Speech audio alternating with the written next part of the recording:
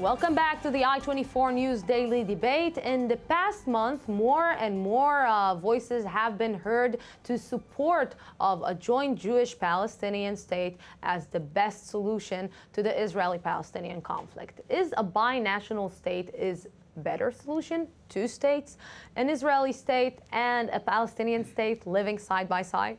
In the studio with me are Michal Rozin, a legislator from the Liberal Meretz Party. Good evening. Good evening. And Eli Hazan from the Israeli Center for Political Training. Good evening. Good evening. So,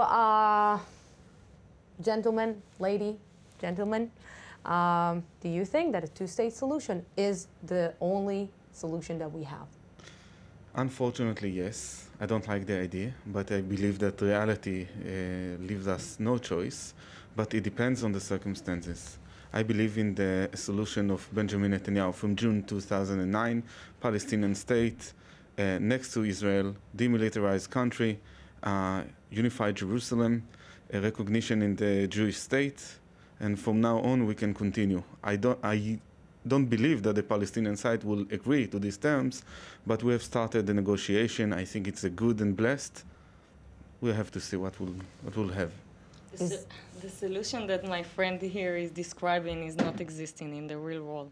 Because in the real world, you have to negotiate everything. Netanyahu realized it just now. He sent Livni to Washington to open all negotiation, to speak about everything, to speak about two states, and also two capitals. We know that there will not be a solution if we won't divide Jerusalem. We know that most of the places in Jerusalem that Israeli people think that it's Israel, or then it's not Israeli, think it's in the Palestinian area, like Shuafat, like Abu Dis. We have a reality. It is Israel. 250,000 settlers live in Jerusalem, in East Jerusalem, and we are not going to evacuate them. And it seems to me that you did not learn the lesson from the evacuation of Gaza.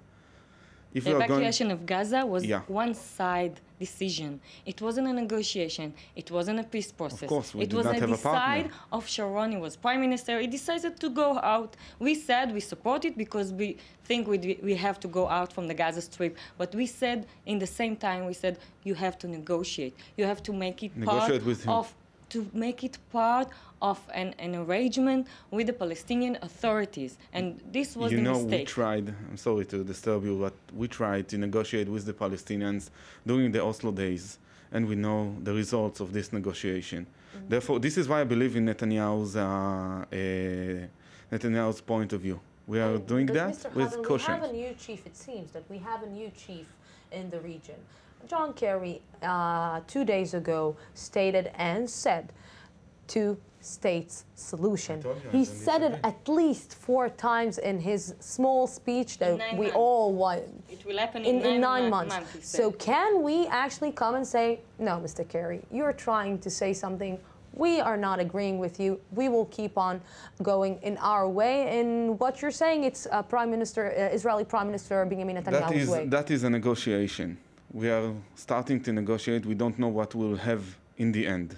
I'm optimistic. I believe in good.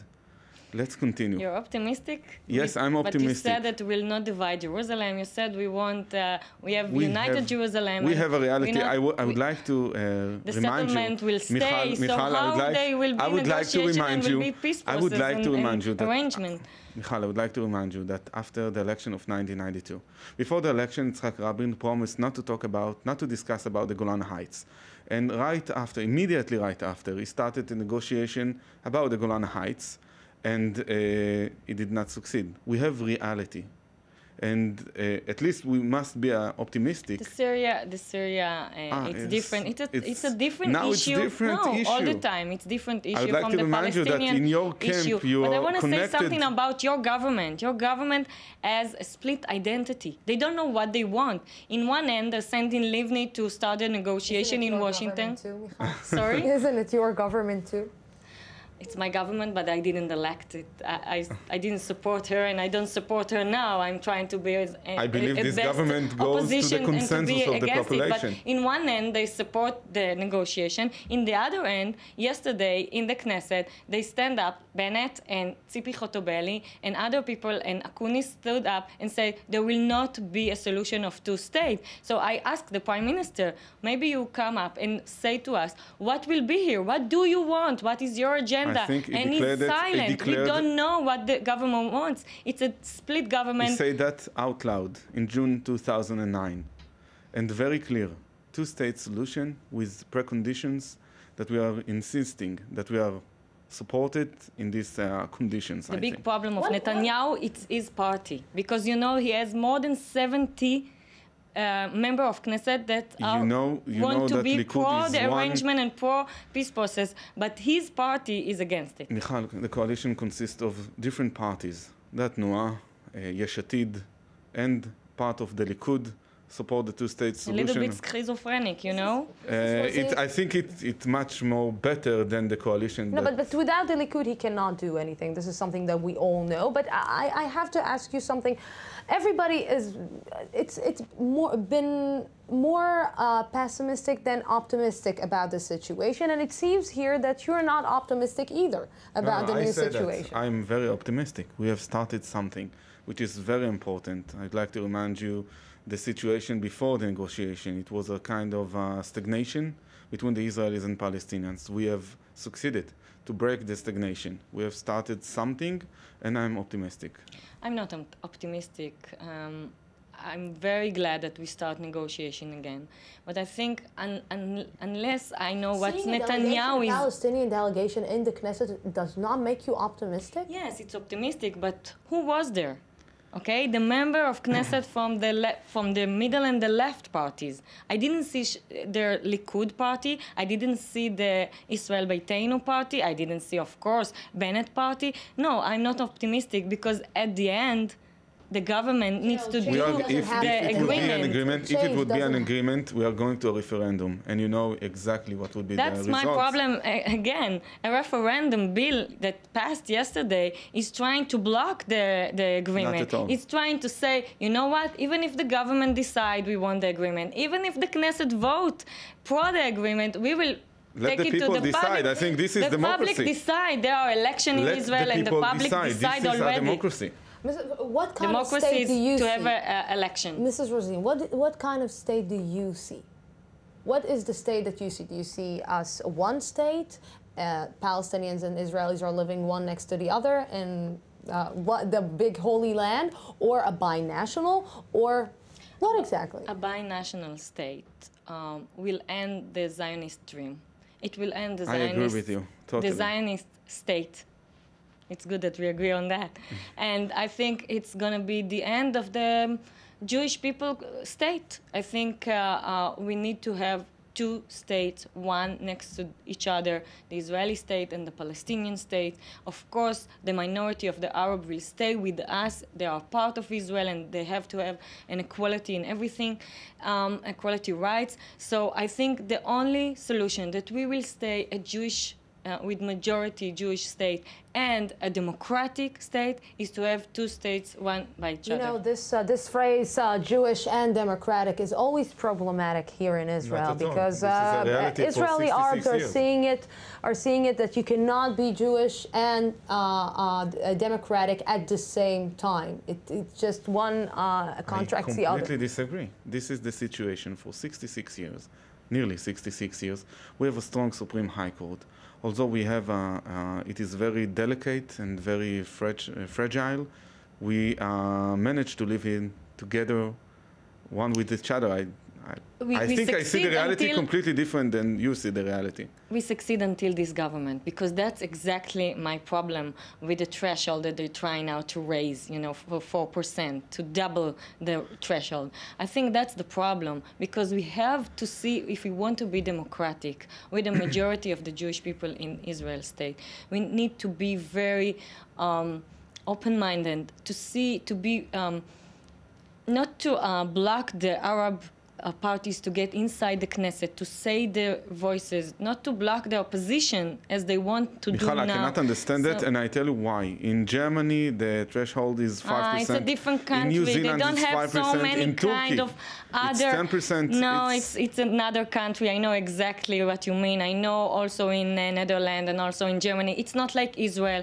We have a problem. We have a lot of minorities. We have a lot of, you know, different kind of it seems to me groups in the society, very ultra-Orthodox, very secular. It's different country. You can't take this to this. And also, you know, I have a question. The small party, with your permission, just one I have sentence. a question. The small parties are not the one that are bothering the balance of the state and balance of the government. The problem now, as you see in the last coalition meetings and negotiation, you see that the problem was with it's a good question.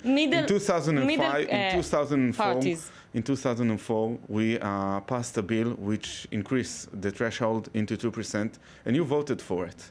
Your party in the Knesset voted for it. What's the difference? I cannot understand. Because to double Maybe it because today is the opposition? No. To double it is to say all the Arabs should be together.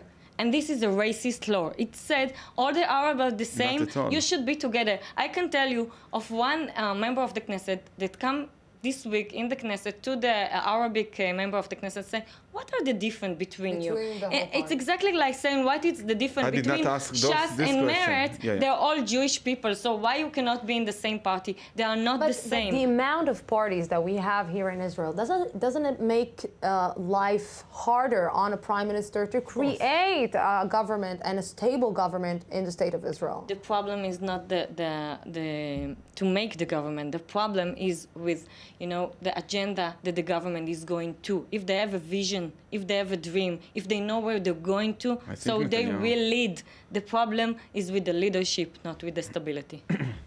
I agree. I think we have a great leadership, a good leadership. No. Benjamin Netanyahu, I think he's doing a great job. A very good leadership. Unfortunately, your ideology... Is he going to Bennett way or is he going to Livni way? You have to recognize the situation. Your ideology lost in the election. Yeah, or okay. The Social I just want to know what the ideology of Netanyahu. I don't know. He's sending Livni to Washington, but he's giving Bennett all the power to have the referendum bill. So I don't understand it. Michal, according to the coalition agreement, Tzipi Livni was elected to be the high representative of Israel. But she said Netanyahu sent me.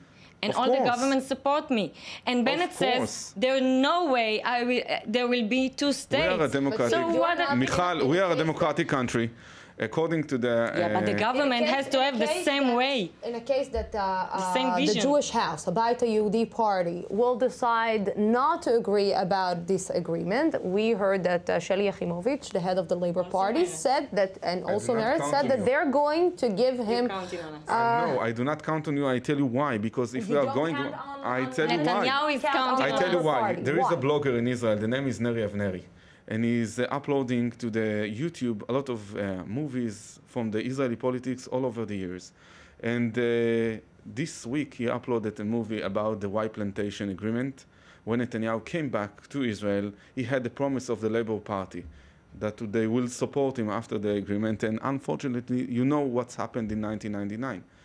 He went into election because he did not have the support. But now with the bill that you have in the Knesset, you need to have 61 vote that will vote for him. So he will have to count on somebody. He cannot count on Bennett's party. He cannot count on the Beit Yehudi, and he cannot count on Israel Beitenu.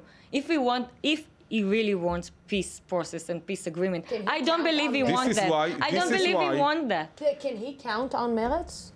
On the peace process, yes. On the peace process? In other issues, I disagree. And I tell you why. This is why we are going to a referendum. We will not support Let the people decide. This is why we are going to a referendum. And besides, you told me that we had an election. But don't forget, before the election, politicians, and you are a politician, very successful, you use to promise a lot of things. And when you are going to the government... We keep our promises. You are from the opposition. It's much more easier. It's not so easy also, you can see a lot of promises from the politicians in the past. I gave the example of Yitzhak Rabin in 1992. Not only. I can give you another example. In 1999, Ehud Barak promised not to divide Jerusalem. And he even had the support of, if you remember, Ehud Olmert. And right after the election, in the year 2000, he, in fact... I don't know what you're trying to say. Are you saying that we won't support Netanyahu about the peace agreement? Of course we support him. It depends what he will bring. If he will bring an agreement that the Palestinians are agreeing to it, of course we support it. Mrs. Michal Rozin from the Meretz Party, thank you very much. Do you have last statement to say?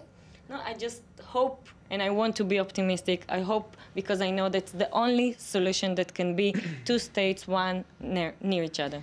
And Mr. Eli Hazan, do you have a last statement to say? Let's count on Netanyahu. I think it's going to a good direction. That's it.